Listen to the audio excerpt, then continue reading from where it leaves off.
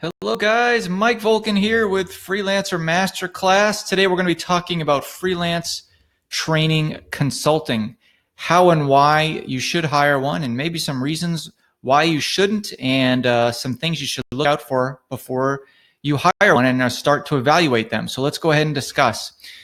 First things first, let's talk about why people become freelancers.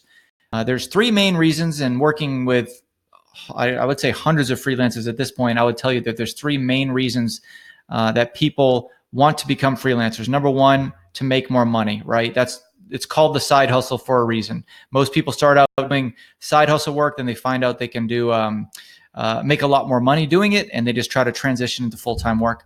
The other reason people become freelancers is to have a more flexible work schedule. They don't like that 8 to 5 job. They just want to work whenever they feel like working. And then also to fulfill their life's purpose. A lot of people want to align their life purpose with their work purpose, okay? So now on the flip side of that, let's talk about why companies hire freelancers in the first place. Well, it's getting more and more popular. As you know, the gig economy is growing quite a bit. The first reason why companies hire freelancers, and this is in no order, but the first reason I want to discuss is that because there are advances in neuroscience that have been shown that productivity and focus from employees for 8 straight hours, 8 to 5, 8 to 4, whatever the typical work day is. I don't even know anymore because I don't work 8 to 5. But it's very hard to keep your focus for 8 straight hours. Advances in neuroscience have now confirmed that. And productivity and focus wise is just, your body is just not designed to work for 8 straight hours. So companies like the efficiency of hiring a freelancer for a few hours here and there or whenever they need them. Another one is specialization. So a lot of times when you hire employees, especially in a startup, that employee will do multiple things. They'll wear quote unquote multiple hats. Okay. Freelancers though should specialize in 1 or 2 very specific skills. For example, I'm a marketing strategist and I work with small businesses. So that is my niche skill, and more specifically, B2C companies. That is a very niche skill. So there might be a lawyer out there that wants to be working for various companies as a freelancer, and he has a very specific set of legal skills. He can be hired by a very specific company to do a very specific thing. Usually employees are more general. And another reason is companies like to hire freelancers because the laws, especially out here where I'm at in California, the laws are just getting crazy for carrying employees. It's expensive. It's difficult to keep up with it. Even small businesses now with less than 5 employees are starting to hire HR managers just to keep up with everything. I know when I registered my business license as an S Corp, I got pounded with with actual mail, physical mail, by what's called the Employment Development Department, giving me all this offered. I have to go see these seminars about employee hiring and firing, and then how to in-process them, how to pay taxes. It's like you need to hire somebody just to manage who you hired. I mean, it's just crazy. So hiring freelancers is pretty cut and dry. You just hire somebody on a contractor status. You get sent an invoice, you pay it. You have no obligation, or little obligation compared to employees in regards to laws.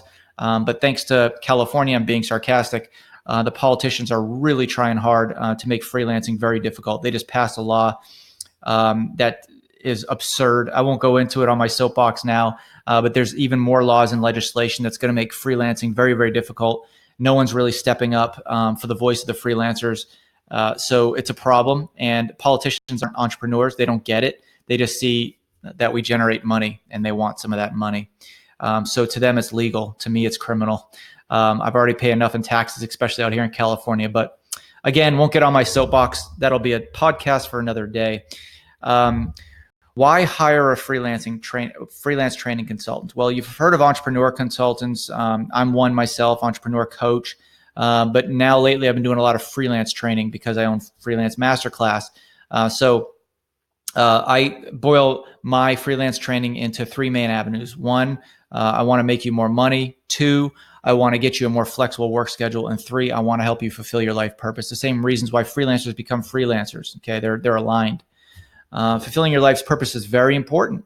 I mean, if you have to think about yourself, it's kind of a morbid exercise, but if you're at your own funeral, what do you want people to say about you? That's your life purpose. That you pay your bills on time. Yeah, that Greg, he was bill paying son of a bitch. Boy, that guy can pay bills. That doesn't seem very important, right? What is your life purpose? If you don't know yet, which is fine, you just got to think about it, and it takes some time. It really took me months to understand what made me happy from a work and a life purpose. But once they're aligned, I mean, my goal right now is to get as much people to work for themselves and make their own money. Nothing could be more fulfilling than that, is me teaching people how to do that. So determine what your life purpose is. So let's say you're evaluating some freelance training consultants to hire. What questions should you ask? Well, you need to answer the following questions. How much experience does this freelancer have training other people or other freelancers? Does this freelancer have a good reputation online? And the reason why I say that is because a lot of times there's a lot of freelance training consultants out there that are just that sell themselves. They outright lie. There's one particular who has a website. I won't mention his name because I know he listens to this. But he just flat out lies about the money he makes through his website and selling his courses and stuff. And he takes money from freelancers and he pretends to coach them. He gives them very generic advice, terrible, but he goes out of his way to delete his bad reputation online. You can't find that much about him. So go do a deep search by this person's name and try to find, if you're evaluating somebody for a training consultant, really look on social media, Google, all the social media sites you can. Okay, Facebook. Also ask them, is there a formal training process in place? Meaning, do they just wing it when you get on the call with them? Hey, what do you want to talk about today? That's not a training consultant. Okay, a training consultant should have a specific agenda for you based on your goals. Another one, number 4, will this freelancer give me personal attention? We'll talk about group sessions in a minute, but everybody's different. Everybody's got different goals. Everybody's got different work habits. Everyone's got different pain points. So the freelancing training consultant that you hire should be able to work with you one-on-one. And then, does this freelancer have a lot of press? And this is important because if people are willing to write about this training consultant as an expert, then he or she must be an authority on the same subject, on some subjects. In most cases, like for example, I personally have been in, I would say at least over 100 media outlets, podcasts, news stations. I'm getting a lot of what's called earned media now. People are coming to me. I've had media call me the king of freelancing. I'm not sure who did that. It's a cool title. I'm not sure I want to be the king of freelancing, but it is what it is. But if people are talking about that person and giving them accolades on a mass scale, then that's probably an indicator that it's a good consultant. And another question is, do I truly believe I can make my money back? Listen to the little man inside you. What does that little man say? When you pay this consultant money, will you get the money? Because this is not an expense. You should consider this as an investment. All right. So if you pay this consultant $1,000 or $10,000, will you see that money back in return through increased business or whatever your pain point is that it's going to be helping to achieve? Okay. Now, one of the last slides here is, what questions should you ask? And this means directly ask them. How much experience do you have as a freelancer? Okay. Now, what I want you to do here, as opposed to the last questions are more objective. This is an actual measurable scale. So when you ask them, how much experience do you have as a freelancer, you should be able to rate that from 1 to 10. So 1 being not a good answer, 10 being a good answer. What you want to do is, there's 10 questions here. If they are between a 70 and 80, or even below an 80, you don't want to hire them at all. If they're between 80 and 90, could be okay. You probably want to keep evaluating other training consultants. 90 and above, that means just go for it. You guys are a good match. So ask them, how much experience do they have as a freelancer? They just run right to coaching, right to training. They don't know what it's like to be in the trenches. Okay. Another question is, ask them, take me through the steps in the process on how you like to develop a freelancer's career. They should have a specific agenda. Another question, what would I expect to be accomplished after working with you for 3 months? If they can't answer that, then they don't know. And if they don't know, then you shouldn't expect very much results. Another question is, what were your biggest failures as a freelancer? Every freelancer has failures, no matter how good or how smart you are. If they don't know what their failures are, then they haven't learned from them. All right, that's important. Another one, what are the common attributes a freelancer like me would need to have to double their freelancing rate or more, triple, quadruple? They should know what kind of attributes that you need. If they don't know, then they can't help you increase your rate. They're just shooting in the dark. Okay. Another question, what are some obstacles I should face as a freelancer and how would you help me overcome them? That's important. Another question, will you be working together with me one-on-one? We just discussed that. It's okay to be in group sessions, but you should be able to get some personal attention. Another question, number 8, what is your main expertise and how do you charge clients? Do you charge clients hourly and flat rate? I'm not talking about you being the client as a student. I'm talking about them as a freelancer. How do they charge their clients? It should be aligned with how you charge. If they've never charged hourly before and you plan on charging hourly, they want to understand the pitfalls and all the goods and bads that come with charging hourly. Okay. Number 9, an important question. Do you have a refund policy in place? That's important. What if you don't like what they're doing?